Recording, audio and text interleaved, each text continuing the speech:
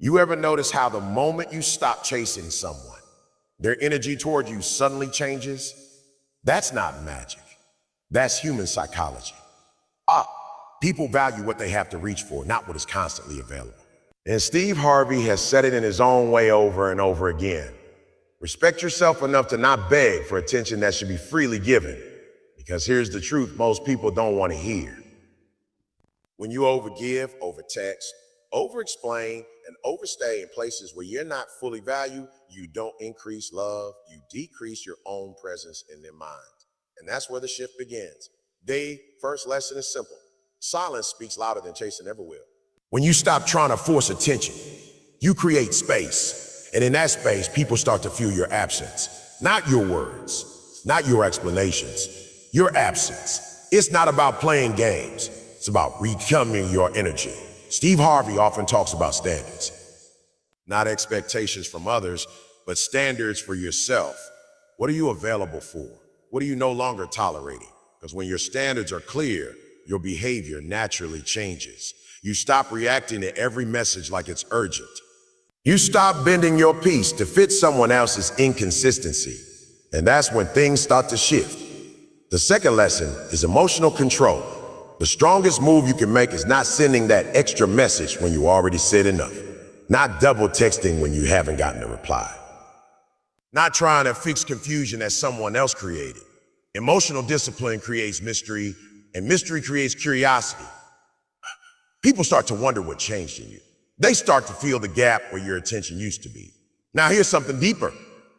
You don't make someone miss you by disappearing in bitterness. You make them miss you by becoming aligned with yourself again. You go back to your routines, your goals, your confidence, your laughter, the version of you that existed before you started over-investing in someone's uncertainty. That version of you is magnetic because the energy shifts from now I need you to notice me to I'm good whether you do or not. Another truth Steve Harvey emphasizes is value recognition. People don't recognize value in real time when it's always available. They recognize it in contrast. When your presence is consistent but not excessive, when your love is real but not desperate, when your attention is given but not begged for, that's when it becomes noticeable. And when you pull back, not out of revenge, but out of self-respect, you force a recalibration. But here's where most people get it wrong. They think pulling away means acting cold, ignoring out of spite, or pretending not to care. That's not power. That's emotional chaos. Real power is calm. It's choosing not to overextend yourself where effort is not mutual. And yes, distance can create reflection, but only when that distance comes from strength, not hurt. Now let's talk about attraction at its core. Attraction isn't built on constant availability. It's built on contrast, anticipation, and emotional space. When someone can't predict your every move, they start paying attention differently. Not because you changed who you are, but because you stopped overgiving access to yourself. Steve Harvey often frames it like this. You teach people how to treat you by what you allow. So if you allow inconsistency, you normalize it. You allow minimal effort, you accept it as enough. But when you step back and match energy instead of overinvesting it, everything becomes clear, not just to them, but to you. And maybe the most important part of all this is self-worth, because the real goal isn't to make someone miss you. The real goal is to stop abandoning yourself just to be chosen. Ironically, when you do that, people often start to notice you more. When you are not constantly reacting, you regain mental space. Instead of immediately shifting your attention outward, you begin to return to your own thoughts. This reduces emotional impulsivity. You are no longer processing everything in real time through emotional urgency. You start observing rather than reacting. That shift alone changes how you carry yourself in relationships and interactions. Silence also creates contrast. Without contrast, nothing stands out. If every interaction is filled with immediate replies, constant clarification, and continuous engagement, there is no emotional variation. Everything feels the same. But when silence enters the dynamic, it introduces a difference in rhythm. That difference forces attention. In rhythm, that difference forces attention. It makes the other person aware of what has changed, even if they cannot immediately define it. At a deeper level, silence often reveals who is truly invested and who is simply benefiting from convenience. When you stop filling every gap, the response you receive becomes more telling than the words exchanged before. Some people will step forward to match the absence with effort. Others will remain passive, simply observing the shift without adjusting their behavior. That distinction becomes clearer when silence is present. It is also important to understand that silence should not come from emotional withdrawal or punishment. When silence is used as a reaction to hurt or frustration, it often carries tension and expectation.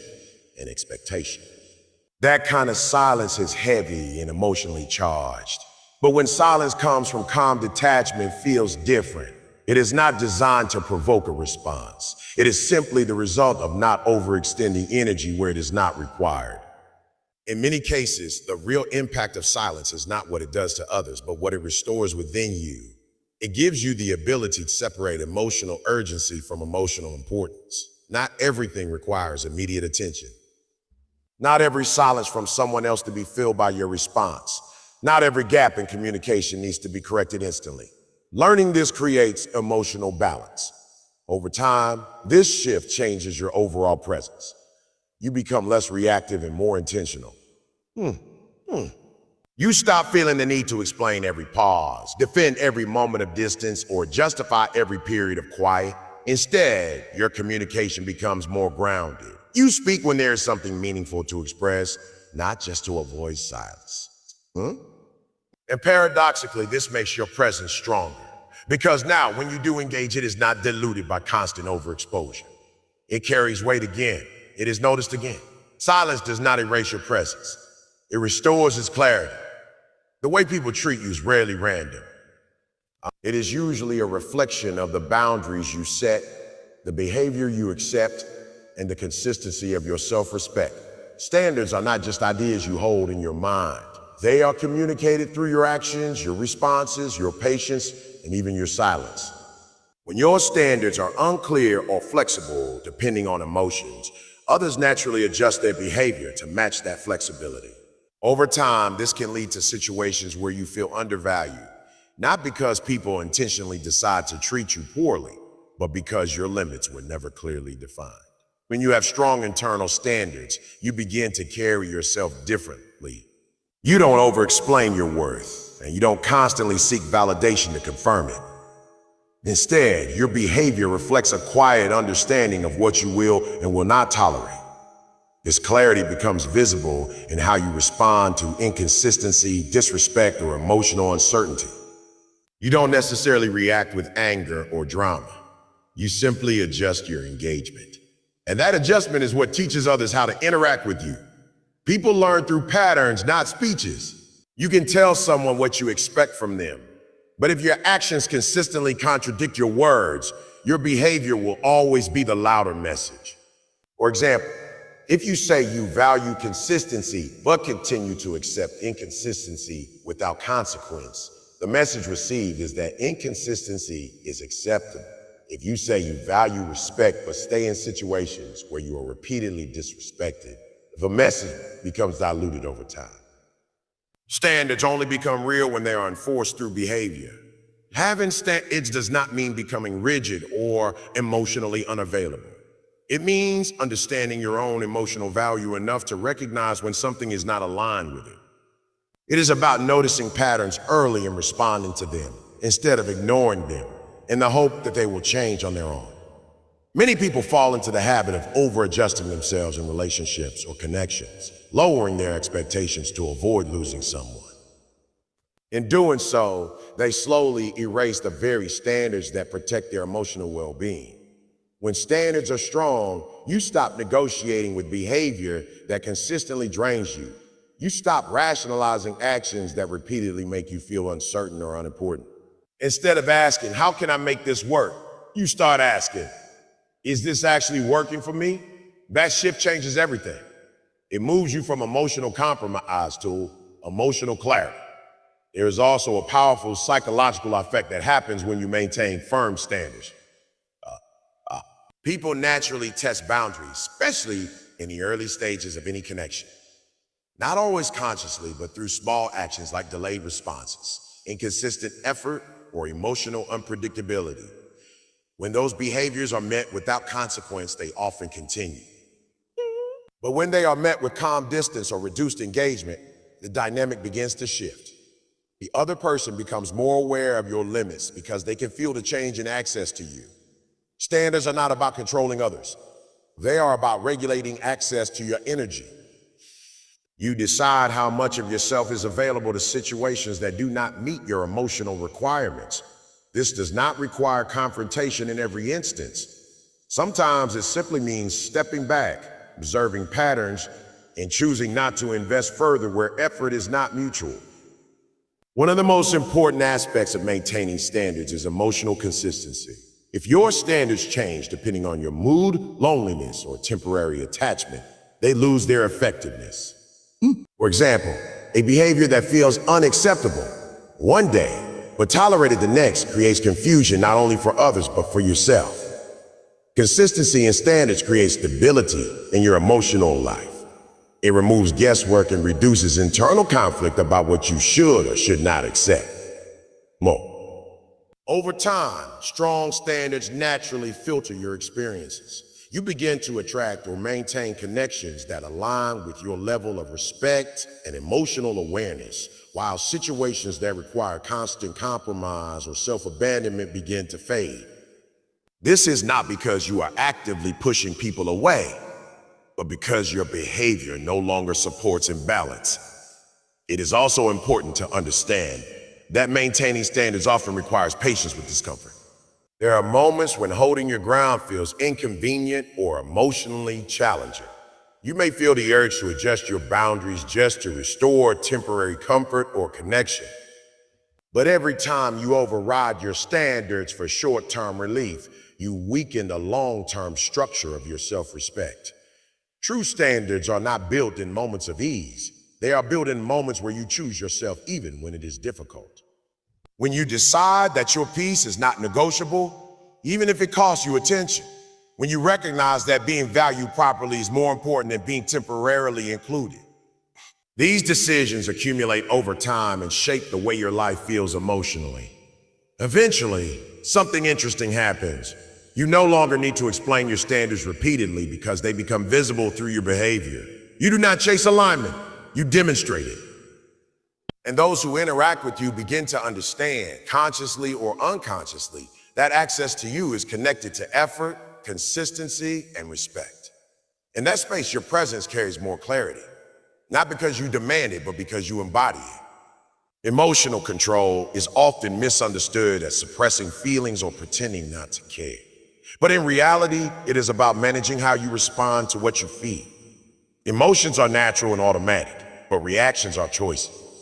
The space between feeling something and acting on it is where emotional control exists. When that space is small or ignored, decisions become impulsive. When it's respected, behavior becomes intentional. When emotional, that difference can completely change how you experience relationships, communication, and even your sense of self. When someone lacks emotional control, their reactions tend to be immediate and driven by urgency. A delayed reply can feel like rejection. A short message can feel like disrespect. Silence can feel like abandonment. In that state, the mind creates meaning faster than reality can confirm it. This leads to overthinking, over-explaining, and over-engaging. The need to resolve emotional discomfort quickly overrides patience and perspective. As a result, communication becomes reactive rather than thoughtful. Emotional control begins with awareness of these internal triggers. It is the ability to notice when your mind is escalating a situation beyond what is actually happening. Not every delay is a sign of disinterest. Not every pause requires a response. Not every feeling requires immediate action. When you start recognizing these patterns, you begin to separate emotional intensity from actual reality. One of the strongest aspects of emotional control is resisting the urge to seek instant relief. For example, when you feel ignored or uncertain, the immediate impulse may be to send another message, ask another question, or demand clarity. While these actions may temporarily reduce anxiety, they often create long-term imbalance. Acting out of emotional discomfort can lead to saying things you do not fully mean or creating pressure in situations that needed patience instead. When emotional control is present, there is a shift from reacting to observing. Instead of immediately responding to every feeling, you pause long enough to understand it. That pause changes everything. It allows you to ask whether the emotion is based on fact or assumption. It gives you time to consider whether responding will improve the situation or simply express temporary discomfort. This kind of reflection prevents unnecessary escalation. Another important part of emotional control is consistency in communication. When emotions are unmanaged, communication often fluctuates. One moment there is warmth and availability, and the next there is frustration or withdrawal. This inconsistency can create confusion in relationships. Emotional control brings stability. It allows you to communicate in a way that is not dictated by momentary mood shifts, but by a grounded understanding of the situation. There is also a deeper internal benefit when you are not constantly reacting to every emotional trigger. Your mind becomes quiet. You are no longer in a constant state of urgency. You are not repeatedly analyzing messages, tone, or timing in real time. Instead, you develop the ability to step back mentally, which reduces emotional exhaustion. This creates a sense of inner stability that does not depend on external behavior. Emotional control also changes how others perceive you. People tend to notice when someone is not easily shaken by small inconsistencies. When you do not immediately react to delays, misunderstandings, or fluctuations in attention, you appear more grounded. This does not mean you are indifferent. It means you are not governed by emotional instability. That grounded presence often commands more respect because it signals self-regulation. However, emotional control is not about suppressing expression. It is not about pretending everything is fine when it is not. It is about choosing the right moment and the right manner to express what you feel. There is a difference between reacting in the heat of emotion and responding after reflection. One creates tension, the other creates clarity. Developing emotional control requires practice, especially in situations where you feel strongly. It is in those moments that restraint matters most. Choosing not to send a message immediately, choosing not to respond with frustration, choosing not to assume the worst without evidence. These small decisions gradually build emotional strength. Over time, they become habits rather than efforts. Another important element is understanding that emotional control is tied to self-worth. When your sense of value depends heavily on how quickly someone responds or how consistently they engage, emotional reactions become more intense. But when your self-worth is stable, external behavior has less power over your internal state. You are no longer emotionally dependent on immediate validation. This reduces urgency in your reactions. Emotional control also helps you avoid unnecessary conflict. Many misunderstandings are not caused by real issues, but by impulsive responses to temporary feelings. A delayed reply becomes a confrontation. A small misunderstanding becomes a larger argument. When emotional control is present, these situations are often de-escalated before they grow. In the long term, emotional control creates clarity in relationships within yourself. You begin to see situations more objectively. You respond based on understanding rather than impulse. Stop exhausting yourself emotionally over things that do not require immediate reaction. And slowly, your communication becomes more measured, your presence more stable, and your decisions more aligned with your long-term well-being rather than short-term emotional relief. Stepping back from a situation can look similar on the surface regardless of the intention behind it, but the inner motivation completely changes its meaning and outcome. When distance is created from a place of emotional pain, it often carries tension, expectation, and unresolved feelings. It becomes a silent attempt to provoke a reaction or force clarity. But when distance comes from self-respect and inner calm, it is no longer about controlling the other person or the situation. It becomes about protecting your own emotional balance. There is a major difference between withdrawing to get a response and withdrawing because you have recognized your own limits. The first is driven by emotional instability, where silence is used as a tool to trigger attention or guilt. The second is driven by emotional awareness, where you realize that continued engagement is not aligned with your well-being. One creates pressure. The other creates clarity. When distance is used as a reaction to hurt, it often carries unspoken expectation. You step back, but internally you are still waiting. Waiting for them to notice, waiting for the change, waiting for them to come closer. This kind of distance is not truly freeing because your emotional focus is still attached to the outcome. Even in silence, your mind remains active, replaying conversations, analyzing behavior, and anticipating responses. The external space does not match the internal noise. On the other hand, when distance is rooted in self-respect, the internal state is different. There is no need to force a reaction or monitor the other person's response. The focus shifts from them to yourself. You are not stepping back to be noticed. You are stepping back because you have recognized that your energy has been overextended. This recognition brings a sense of stability. Instead of emotional urgency, there is emotional grounding. Self-respect-based distance is not about punishment or withdrawal of affection as a tactic. It is about acknowledging imbalance. When effort, attention, or emotional investment is not being reciprocated, continuing to give the same level of access can lead to emotional depletion.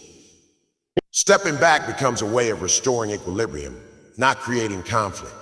It is a quiet correction rather than a dramatic reaction. One of the most important aspects of this type of distance is that it does not require explanation or justification. When you are acting from emotional reaction, there is often a need to explain why you are pulling away, hoping the explanation will lead to change. But when the decision comes from self-respect, there is less dependency on external understanding. Your clarity is internal, not negotiated.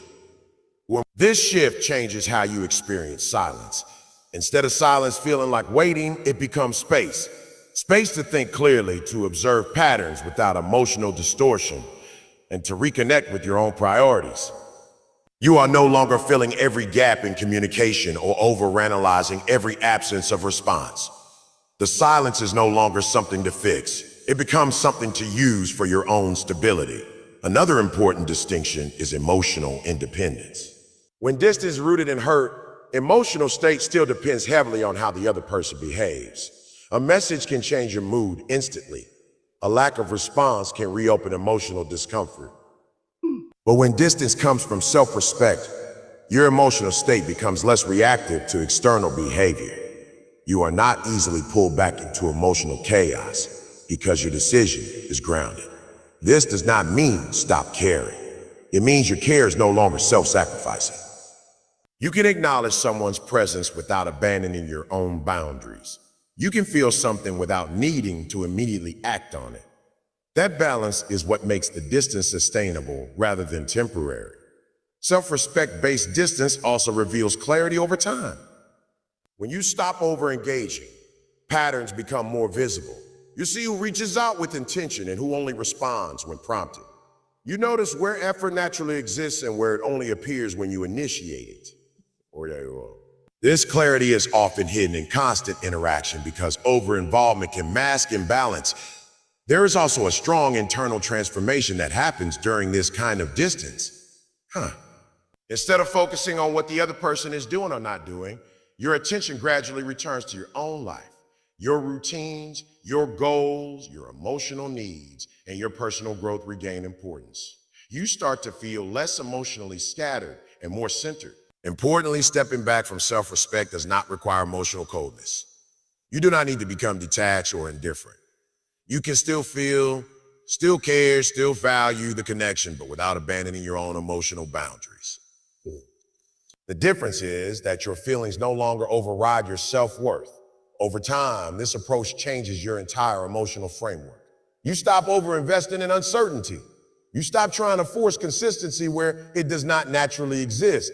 You stop equating distance with loss of value.